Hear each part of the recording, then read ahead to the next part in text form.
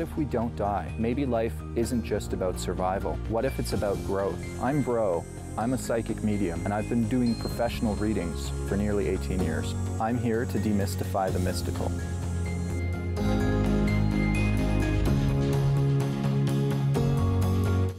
One of the common jokes that clients make to me is, have you seen my winning lottery numbers in their reading? Of course, I always refer that I am a clairvoyant, not a moron. I wouldn't give you your numbers if I saw the winning ones.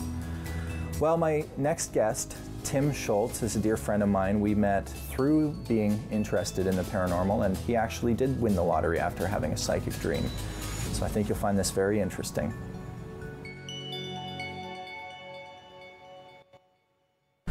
Hey Tim, thanks for coming on my show.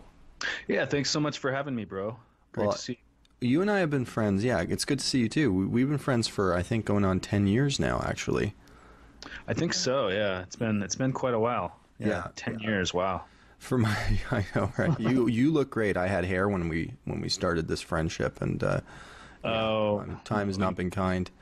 I think it might be a side effect of being psychic. You know, like Professor X, kind of now. Not great as a floating wheelchair, but no, you look great as well. Thank you. It's too hard on yourself. That's why I do this show, is just to be told I look great by as many people as possible. But actually, for my audience, I wanted to, I guess, get into a little bit about how we met, because it does intersect with the paranormal. And you have a fascinating story, because you are also a lottery winner, and I think you won the lottery at 21 years old, and it was something in the ballpark of, what, 26 million or something in the States at the time? Yeah, I was 21 years old, and so I was one of the youngest Powerball jackpot winners in history, and essentially I sold the ticket to myself while working at a gas station, and the rest is history. I mean, there's a lot more to it, but you know, winning the lottery is one of the most powerfully life-altering things that can happen to a person, and it's really turned my life upside down in many, many ways. And yeah, that's sort of how we met. I believe you reached out to me after you saw me on a television show. And I wasn't a cousin. That's right. I was actually interested because your story... Yeah, you were on a show. It was on TLC, How the Lottery Changed My Life, I believe. Right. And what interested me so much about your story was that you had a premonition before winning the lottery that you were going to win. And then in a relatively short time after that, you actually won. And it wasn't just... the thing about the ticket you got, I think it was a quick pick. You didn't actually have numbers. You just sort of let the machine pick for you, didn't you? Exactly, yeah, I did, and I really did believe that I was going to win before I won because of the dream, and so it was very interesting. I mean, it was a very real dream that convinced me that I would. I had no doubt in my mind, and I joked. Well, I was serious, but everyone thought I was joking. It's like, I'm going to win. You know, I have this ticket here. I'm definitely going to win. I know I'm going to win, and of course, no one believed me, but I did, and that's okay. But it's interesting how many lottery winners do believe that they will win before they win from dreams or, whether you call it a premonition. And I don't know, how much of that is something I created. There's a whole movement of people out there, like with The Secret and that type of thing, where they think that they've created, or whether it's a premonition, it was just going to happen, or whether it was just dumb luck. I mean, that's always possible as well. I don't think that you believe that. Predeterminism versus determinism, right? So, yeah, whether you create your reality or whether... Right, and of course, if one way to ensure that you'll never win the lottery is to not play it.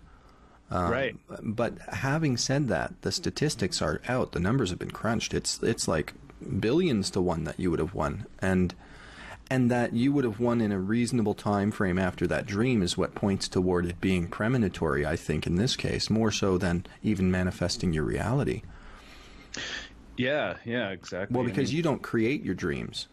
they kind of happen, right? And some dreams are your own mind working stuff out, but other dreams we know are premonitions because they have nothing to do with us at the time that we had the dream. It usually only makes sense after the dream, and that shows that it really wasn't you generating it. So that's just to consider that. It might lean the scale a little more to it being a premonition versus determinism. Sure. Well, I definitely believed after having the dream that it was going to happen, and it was just so real, and it took a while to wake up to realize that it hadn't happened. I mean, it was that real. And right. One of those dreams, like in my case, it's whenever I've had a nightmare, and I'm sure lots of viewers can relate to this, where it just sits with you for a whole day or maybe even several days, the feeling. But in your case, it was the opposite of a nightmare, and it was sitting with you. Right. You had to realize, wait a second, I'm sleeping on an air mattress here. Right.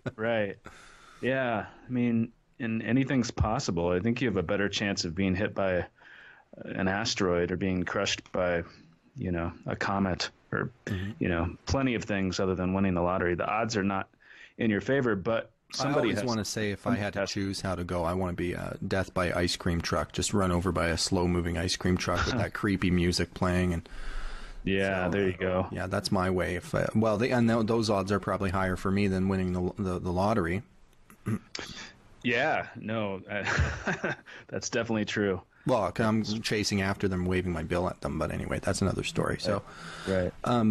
So you're saying that the odds are already low, and yet here you have this dream, and so you win it. And what do you think at first? Do you immediately think of your dream when you found out you won the lottery? Was that the first thing you thought about, or when did that come up? Sure. Yeah. I mean, I find it very interesting because I did have a dream about it before it happened. So I found that I'm not the only person out there. There are plenty of other lottery winners that have had dreams. What was your dream like? Can you tell us what do you remember anything about your dream? Yeah, so I was sleeping on an air mattress in an efficiency, which is basically, just one bedroom with a kitchen. Mm-hmm. And this is in real life. This is in real life. And you were in your dream in this dream. Like your dream was like it was real life, I guess, too. Yeah, my dream was as well. And basically I dreamt that I had won the lottery and I was able to pay off my truck, which at the time was a pretty big deal for me to be able to do that. And I was just so elated that I could, I didn't have to worry about debt, credit card debt, and paying off my vehicle and working at a gas station for 60 hours a week. I was just so, just overcome because it was very, very real. And then I woke up and realized that I hadn't won, but it took a while. It was that real. It took a little while. The feeling had stayed with you. Yeah. The other interesting thing about your dream is that you didn't dream the details of how you won. You didn't dream what lottery it was. Now, that's where it gets interesting, because if you're going to go with the argument that you created the win, you would have dreamt of the process, I would assume. Whereas you didn't dream. You just dreamt the effect as if it had happened, but you didn't even know what lottery to play. Exactly. Yeah. No, that might. I don't quite have the wherewithal at this second to put all the pieces together as to why that's so important, but it does suggest in my mind that that could be a premonition. Yeah. I mean, at the time, I felt that it was going to happen, and that the dream just told me that. But also because in my readings, that's how I see things for people. I'll see something and I have no idea why I see it. I don't get the full story, and so there's a flavor of that with your dream. So it really, to me, as a professional psychic, reminds me of a premonition. So if that, I don't know, maybe my expertise there lends itself to your thought process, because it sounds like you are weighing whether you created this or whether it was predetermined. And what about this point? What about the fact that people win the lottery, and this happens more than once. We hear these stories. Win the lottery, squander it all away on stupid crap, and then win again, squander it away again, and then win a third time. Like, the odds are unbelievably astronomical in that case. Yeah, absolutely. And I don't know how many of those people have squandered it away or not, but I do know that some people have won multiple times, and it's very interesting, for that to happen. And There are strategies for winning, but I am skeptical that that it's the result of a strategy. I don't think it's that simple. I don't know what all is involved, but it could be that I don't know. I'm just thinking out loud, but there are people that really believe that you can create these things, just through your energy and through your thoughts. Eternally lucky. Maybe they're the luckiest person on the planet. I don't know.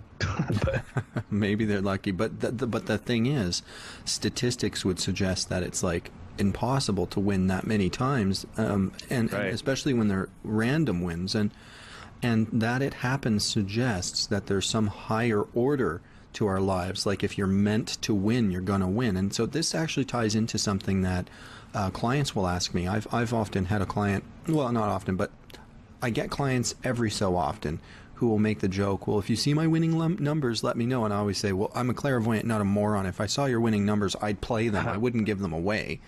I'd refund your reading. I'm not a monster, but, I wouldn't give the numbers away.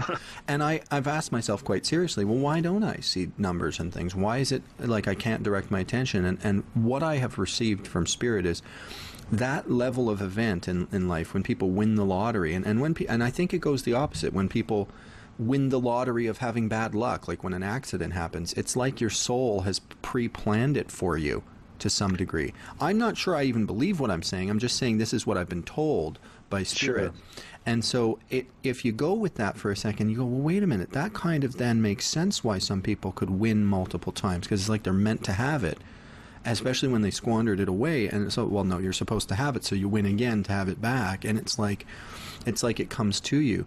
But Dr. Dean Radin is a scientist I had an interview for the show with, and one of the things he's done is he's used random number generators, which I think on a 50-50 bell curve, it's like they do positive numbers and negative numbers equally. And when you put people focusing on positive numbers, the random number generator more often than not goes positive. So it shows that there's a mental effect. That mind can affect the material world, but it's very small and cumulative, Dr. Radin pointed out. So I think there is truth in manifesting reality, but I think some things are fixed. I cannot manifest that I'm going to stay in the body forever. We're going to die. There's no getting around that. And there are some things that are fixed, and I think there are some things like you can move the furniture around and redecorate a bit. But what you're meant to have at a fundamental level, I don't think we can change that easily. And I think maybe there's room for both, and I think it opens up anyway the idea that we've got to sort of learn maybe a new classification in our life, certain things like winning the lottery. That's going to fundamentally affect your life at a deep, deep level. Yeah, absolutely. It is extremely life-altering. And, a lot of lottery winners do go broke within even just 5 years. For many reasons, unfortunately. But I think that for the people that do go broke, there's still you can still learn lessons. I'm sure there was, spiritually speaking, I believe anyway that that they probably learned lessons and taught other people lessons, because there's a lot involved. It changes relationships with people. It changes your whole life, and a lot of people don't realize these things, but that's not to say that that it wasn't meant to happen, because perhaps it was. Yeah. Well, it's interesting, because that was where I was kind of going with my next point, which is maybe we can't alter the big picture, but we can decide to change who we are, and that we can play around with. We can decide how we want to look at the world and how we want to treat other people. And I'm sure there are people who get that lesson when they win the lottery, and then there's people who don't, right? And there are people who sometimes forget the main point, which is, okay, so this circumstance has come upon me. What do I do about it? How do I change? How does it affect me? And I think the difference there is simply spiritual maturity, frankly. But that's for another discussion. I mean, and you are a spiritually mature person, because, well, you just are. I've known you. I don't think we'd be friends. Oh, well, thank you. Because it takes someone very mature to have to put up with this. That's why. Right. No. It's very interesting, though. And, there's also, I'm a huge fan of the the Final Destination film series. And, it's sort of like if you picture people who have won multiple times, you can't escape the chainsaw coming down to cut your head off or something. But in this case, it's winning the lottery. They can't. I don't know. It just reminded me of that. Can't escape your fate. Can't escape it. Yeah. Well, that's a great point to end on, and I just want to thank you again for coming on the show. And you are a friend, so you'll be back, and I'm sure we'll cover lots of cool stuff in the future. Yeah, thank you so much, bro, for having me on. I really appreciate it. It's great to see you. Good to see you, too. Talk soon. All right, take care. So it's like my friend Tim was saying, he doesn't really know if he created the lottery win for himself through will or if it was predestined. Of course, my opinion is that it's predestined.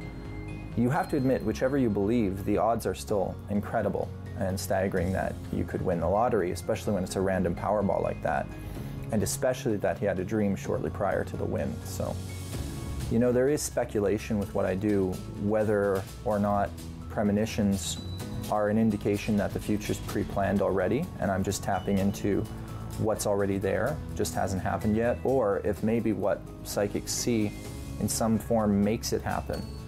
And I think personally there's room for both of those points of view. The universe is still a very mysterious place. And it's phenomena like these, Tim having a dream and then winning the lottery shortly thereafter, that point to there being something more. There's something we need to uncover and still understand about the way life works. When we come back, today's reading is with a young lady named Tanya. I think you'll find it particularly intense.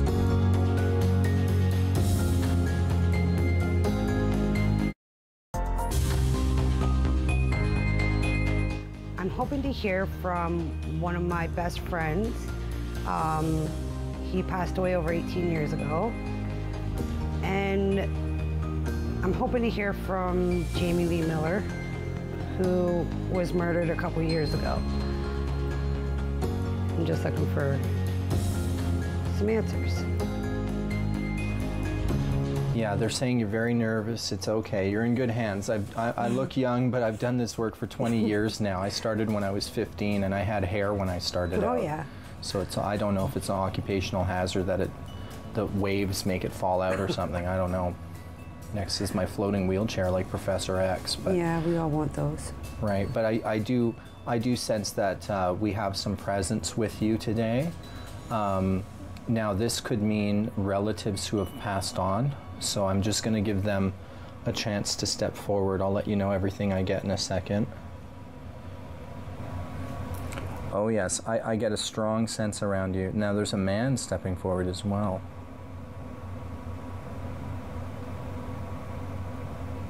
He might be an uncle or a granddad though. These don't seem immediately relevant. Sometimes you have what I call ralliers, different spirit people who are here to help, but they're not the main attraction. They're not really here to take over the reading. Okay. When I bring up the concept of a mysterious death, it means that there was a sense of mystery, like we don't know quite how they died at first. Even if you found out after, but during the process of, we don't know quite how they died. So there's a mystery that I'm sensing here.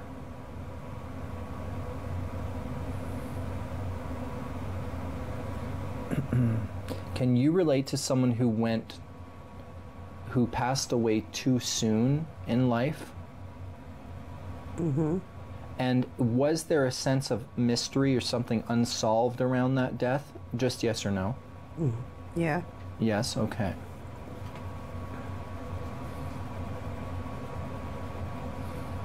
Did you feel that this person did not get to live out their adult life? Yes. Right, okay. They're just starting to form the link. It'll get more specific, sweetheart. Just stay with me on this, okay? Because I'm just making a link into this. Is this person or this story part of why you've come for a reading or one of the things that you're hoping to touch on today? Or is this a surprise? No, it's one of them. One of the things, okay. Because that's what I'm concerned about, right? I just want to make sure I'm on the right track. Because it seems like they're guiding me down this path here. I'm seeing a school like a schoolyard or a fence, and to some pine trees or some trees. That vision might have to do with the person, that there's mystery around their death. I don't know if it has to do with their actual circumstances around their death, or if it's just that they're trying to show me that the age is of a person who would be linked to school in some form. It's a little mysterious to me. I'm still making the link now. Keep my eyes closed. Why the hell do I need glasses for?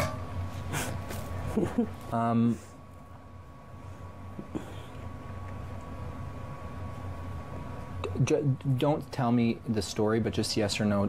Does it make any sense to you what I just said about the schoolyard? No. Okay. Perhaps there's an age reference to the person, that there's some mystery around their death, or there's some unsolved. It's like the family questioned how they passed. The family questioned how they passed.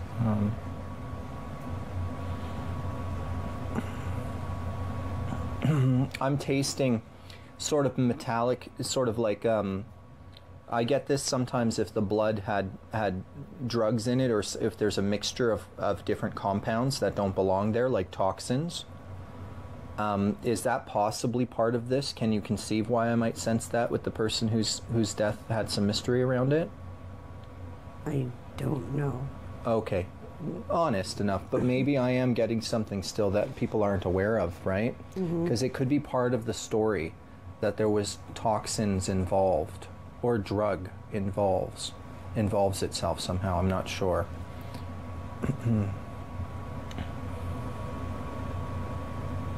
There's just a very female energy.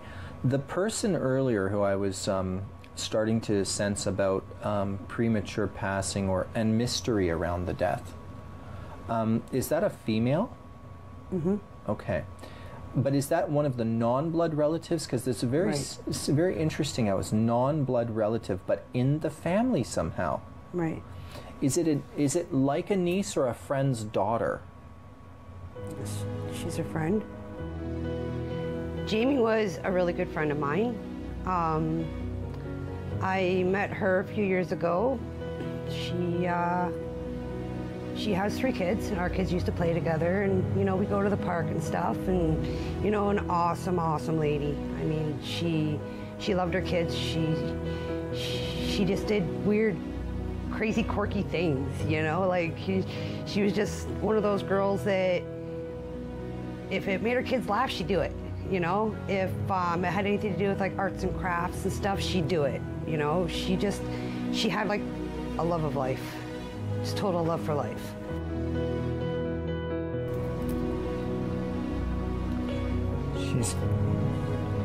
She's poking my ears. She likes my earrings, but then she's showing me a nose ring, and an eyebrow ring. Did she have piercings? Yes. Multiple facial ones, eh? She had a few. Yeah. Because she's like, hey, nice earrings, stud. They're not real studs, though. They're just an illusion. Well, they're real piercings, but they're just like earrings. They look like studs. She's making fun of me now. She's feisty. Okay.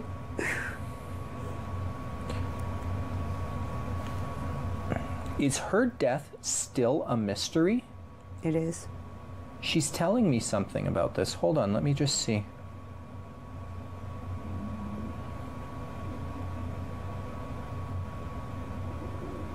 Did they find her body outside? Yes. They found it. I'm seeing that fence that I was describing earlier.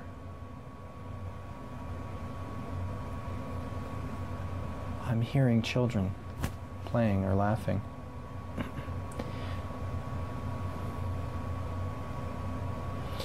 Did they find her body near a school?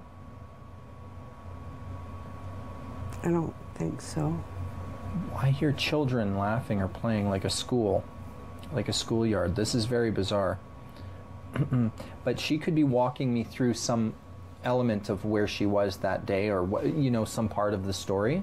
Okay. Now this is coming through the reading in a way that feels important to me. Is this one of the major reasons you're here, or at least one of the top things that you had written? One of them. One of them? Okay, fair enough. Because it just comes through as important.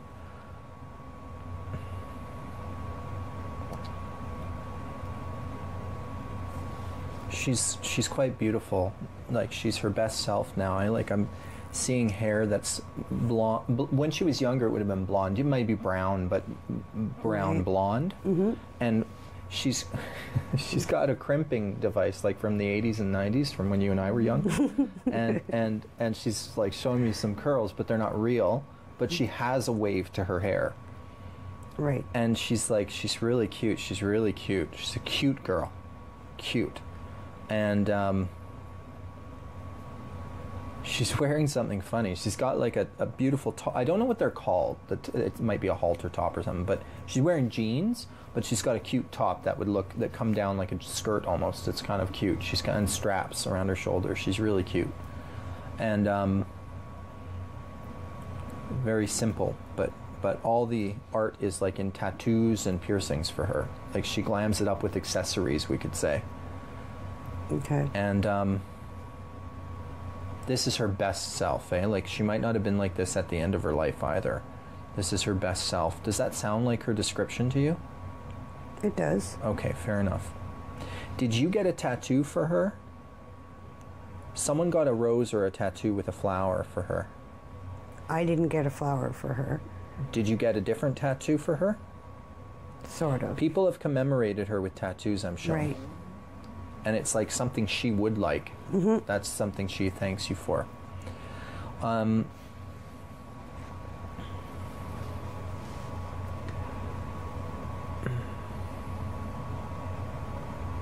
Her body was moved in a van or a truck like a van.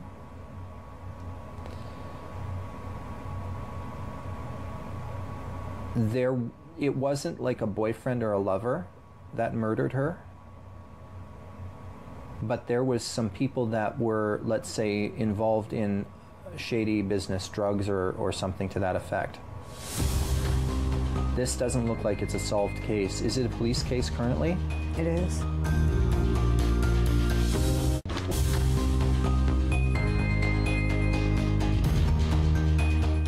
That's why I get toxins, because I think she was partly drugged as well.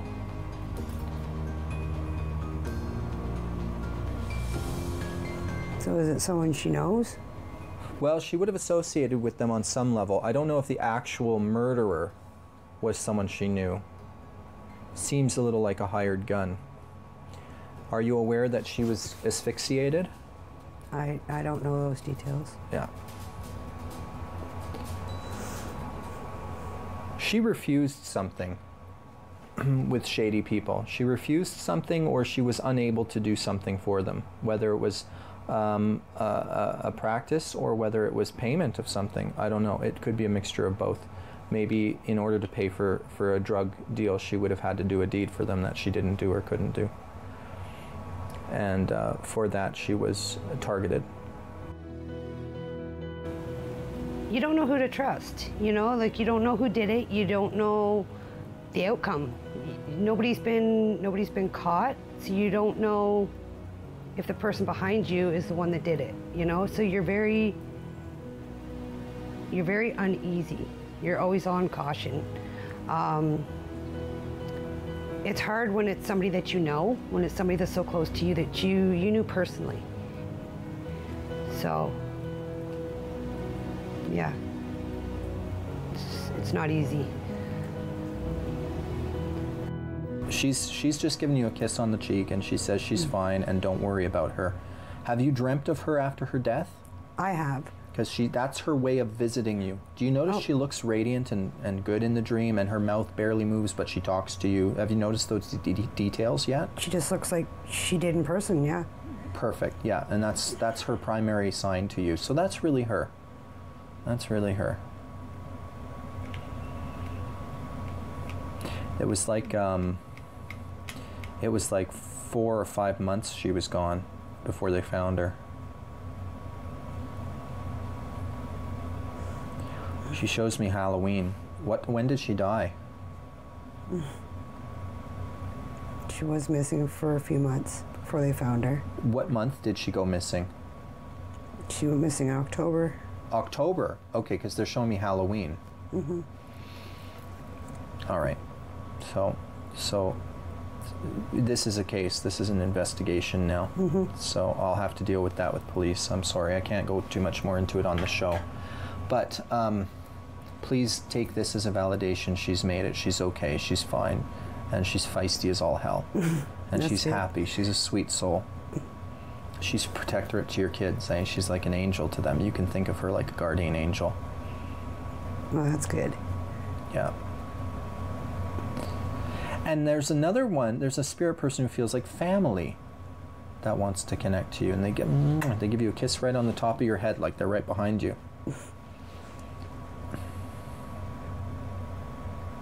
I'm just trying to see who that is, because we're gonna need everybody to clear out except for the one communicating. See, sometimes I have too much of a spirit peanut gallery, I call them. Mm-hmm. There's too many of them. It feels like, so your friend that we were just talking about, non-blood relative, young, mystery around death, crime, murder. There's another person who feels too young to have died that I feel coming around you. Is the other young person the other person you were hoping for? Mm-hmm. Okay, yeah. Why do I feel more responsible? Like, did that person take their own life or put themselves in a situation that led to their death? Mm. Could that make sense to you? Because there's more responsibility there. I don't understand. Can you help me figure that out?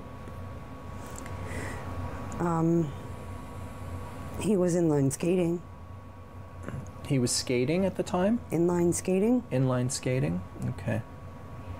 That led to his death? Mm-hmm. Specifically, yeah. So it was an accident, but he was in control of himself, but he lost control, right? But he put himself in those shoes, I was gonna say. Right. Skates, okay. So his name is Mitchell. We grew up together from the time we were really little until he passed away.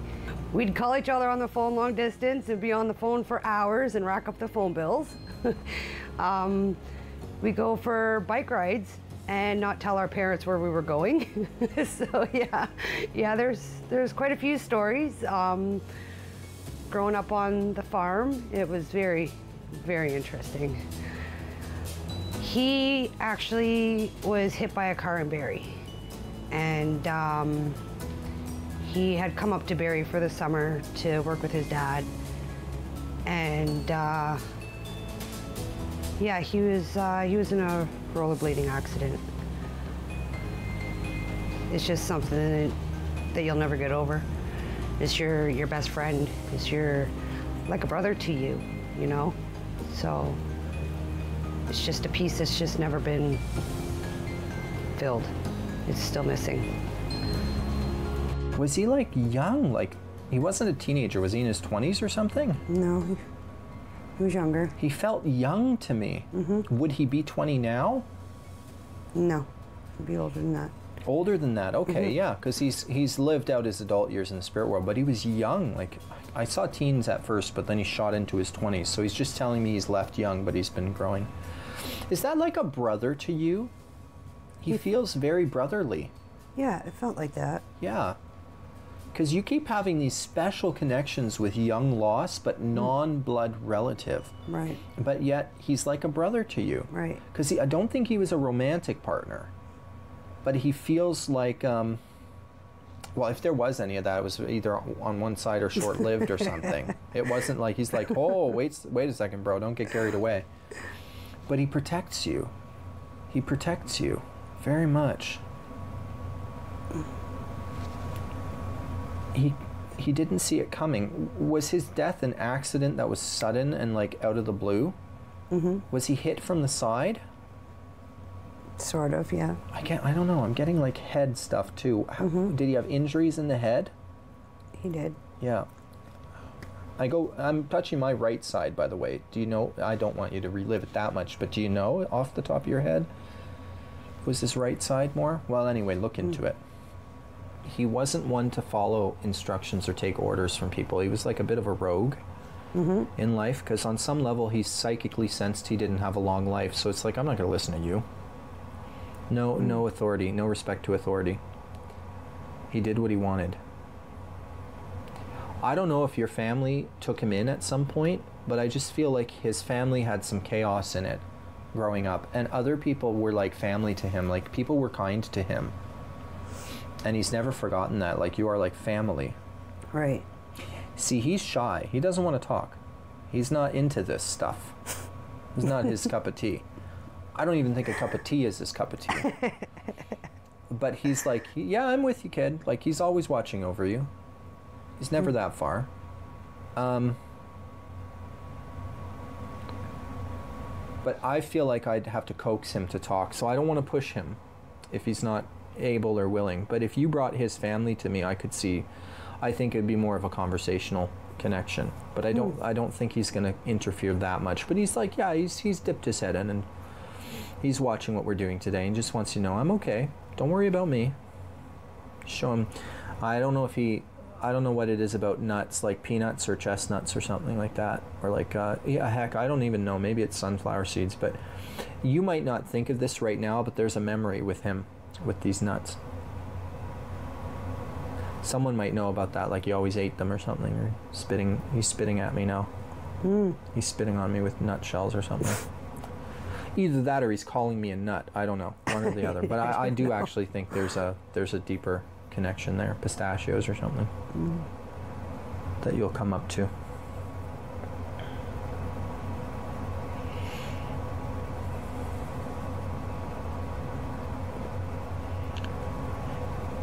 It's been the last couple of readings I've done have been interesting, because the dead have come through, but they're not like, I lost my mother when I was 25, right? It's not like your mother or your father. It's not like that. It's these external people coming through. And I've had this for a couple of readings now, so they're a little bit unusual. Usually it'll be direct parents or children that you've lost and things, but for you it's not quite so simple. Like I said, you have an interesting life. And you have different people that you've lost that are not the standard set that a person loses, and you care about them, and they're more than friends, they're family. Correct. It feels like that. And you have them in your heart always, and they have you in their heart.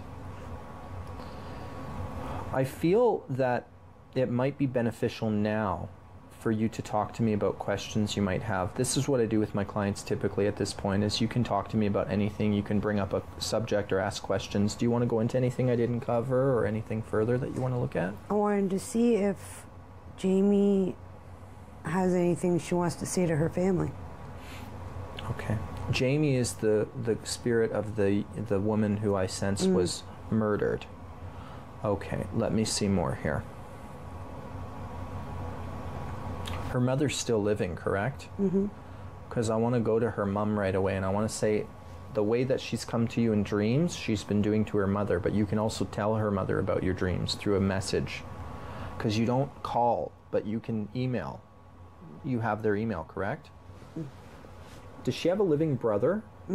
I feel like he's really involved in solving her case, or involved in a lot of this stuff.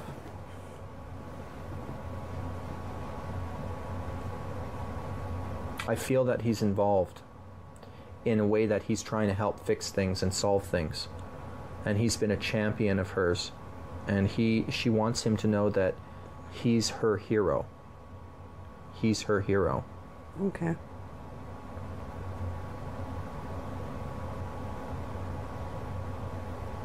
And she's sorry. She's sorry for putting herself in league with the wrong people. And it only takes one interaction, It could be old connections.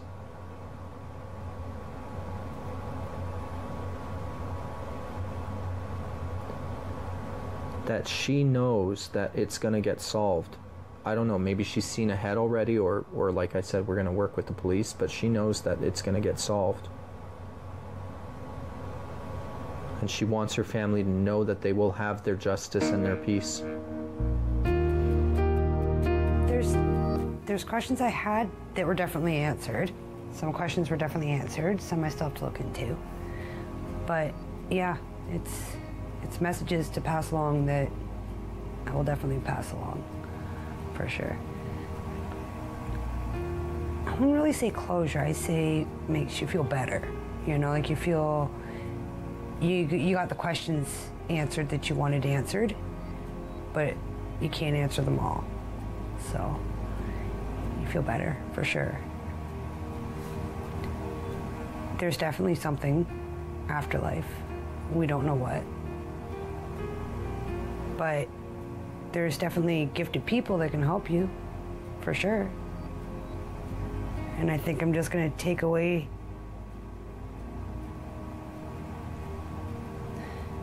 it's more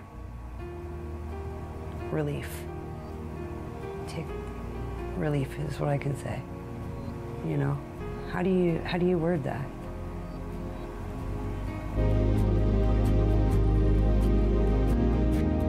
It's normally very unusual to have someone who's not actually a blood relative come through in a reading, but in this case, the unique tragedy and the spirit's will to push through with information that could lead to a solution caused this reading to take place. Of course, with this session, we've had to cut out sensitive details pertaining to the crime, but it was apparent to me that the spirit of my client's friend was adamant at getting a message of comfort through to her and by extension to her family. All of our sympathies.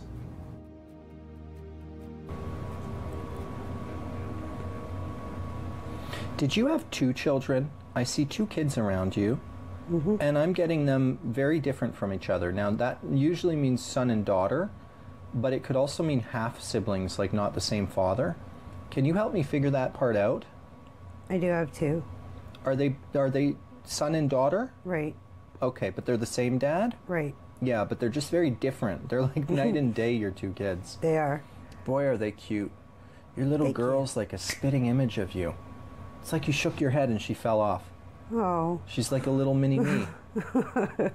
Which is good and bad. Because she has your mouth. That's right. She'll tell you what she thinks. That's right. She doesn't mince her words. Your grandmother's very proud of these kids. She wasn't on Earth to see them, but she's seen them in the spirit world since they've grown up. Did you feel you were a young mom? Or did you feel you weren't ready at first, but you're like they're the best thing that happened to you? No, I was a young mom. I'm not just saying that for the cameras. They are the loves of your life. They are. And you feel that, you know, I can see that. That's almost, I've got you can't see because my eyes are closed, but I got teary eyes because there's a love there with your babies. Your son wasn't first.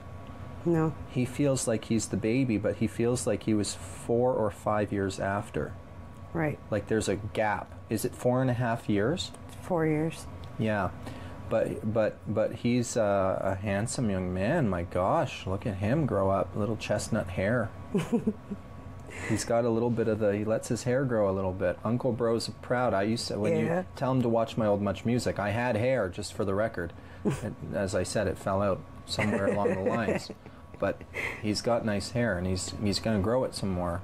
He's proud of that hair. Yes, it's a feature of his. Because I'm seeing it come, it's a little straight, but it's got volume. Right. And it's chestnut colored. He doesn't know that that's a color, by the way. Yeah. Uncle Bro's had like 10 different hair colors, so I know. I can tell him it's chestnut, and it's like he's really a handsome boy. Thank you. And your daughter's beautiful. And I feel like these two kids are really healthy and good. And they are protected from spirit. But it's funny because it's like grandparents of yours, and it's like aunts and uncles, and well, it's your grandmother seems to be the strongest one in spirit, strangely, to you. She's a feisty bird. You grew up with your babies. Correct. And you took care of them. They're your kids. Your parents helped during some important years and some formative years. But I'm not even sure if it was completely your parents even. But I feel like those kids have more sets of parents than their own. That's the feeling I have. And I have this sense of, even though things aren't always done perfectly and things aren't always communicated well, the love was always clear. Love you to death. That can never change. Right. Speak my mind, but I love you. Right. And you've always let your kids know that you love them, and that's really amazing. You're being like given cosmic thumbs up by your spirit team. Well, You've thank been you. an excellent mother, like really. And I'll tell you if you've been a crappy one, by the way. I don't care. I'll tell people the truth. It's good. Yeah. I see your son having 2 gifts, and he's going to have to choose one. And it's fascinating because on one hand, I see him being quite competitive. And I see him with a tank top on, and I'm hearing a basketball, but I don't see him being professional or anything like deep into it, just maybe as a hobby or what have you. But then I feel like he needs to hone his skills and craft around detail-oriented work, like when it comes to computers and technology and IT and information technology and systems and camera work. And just sort of detailed technical things. Technical specifically means to specialize in systems. Okay. And I feel like he's still quite young. Is he under 20? But like more than, like, is he near 14? He's 14. Yeah, 14.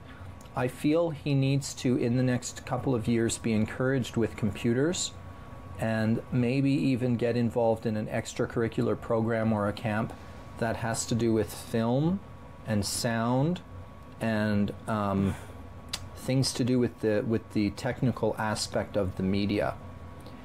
Your little girl, and she's 17. No, she's 4 years older. I saw. So she would be, if he's 14, she'd be 18. In a couple days, yes. In a couple days. Happy birthday. Thank you. Happy birthday. What a sweetheart. She's your feisty one. Correct. You've already given her the curse. You've said one day you're going to have kids just like you.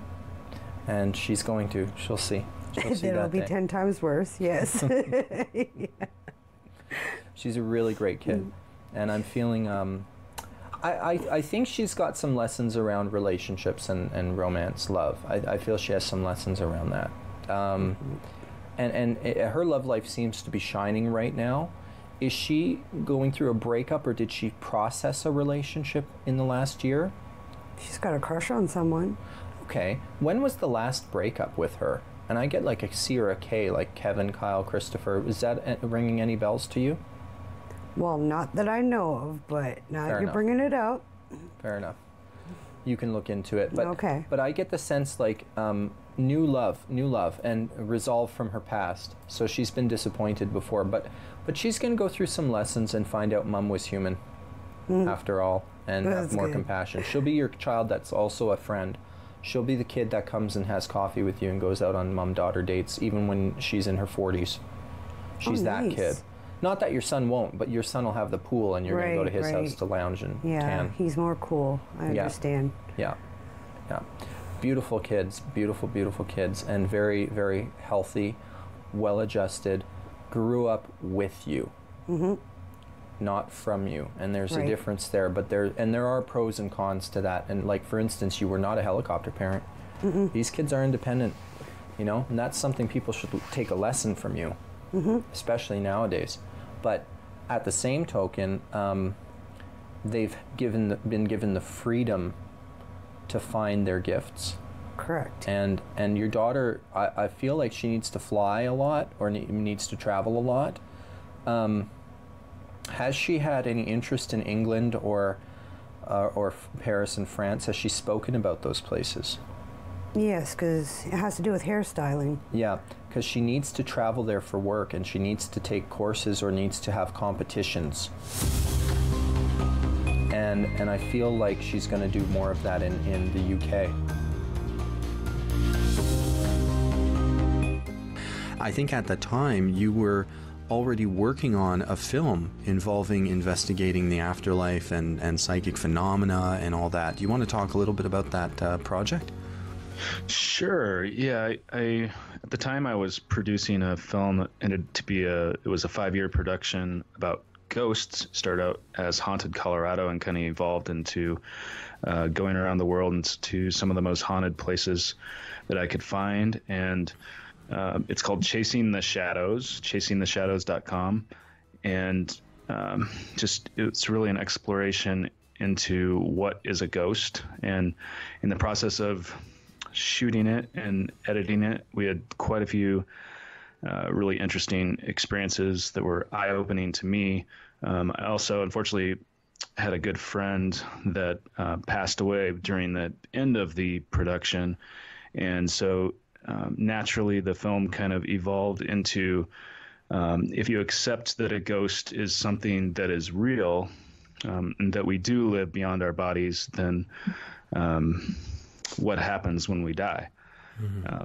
So that's kind of how it evolved.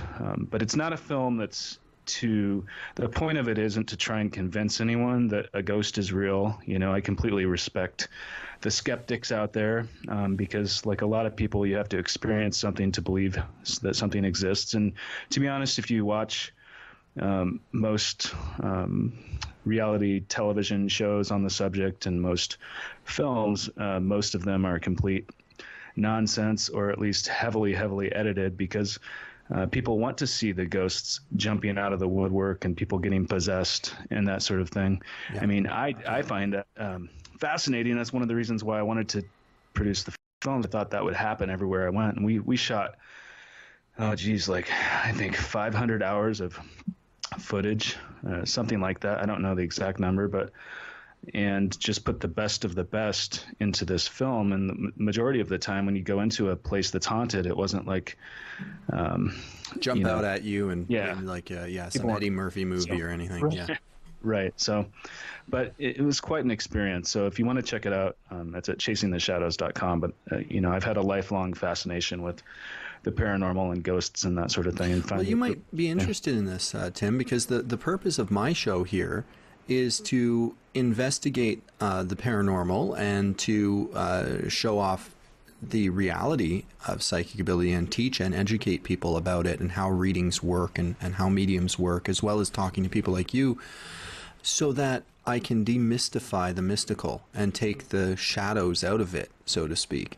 Like you just said, a lot of these ghost shows are to some degrees edited, and I think some of the psychic shows too are edited to only give the best and the more wow factor. And it's also been uncovered that in some of these shows, which I won't bring up any alleged cases, but some of them are even staged by the production staff. And I actually have some experience with producers, and I know you can take the most honest investigator and get a grubby producer in there saying, but it would be really interesting if that matchbook would just move on its own, and maybe that'll be good for this episode. And okay, because the other stuff's real. And then you start to lose credibility. And the way I liken it is you have to look at the paranormal like you're going on an archaeological expedition, or you're Jane Goodall going into the jungle and filming apes.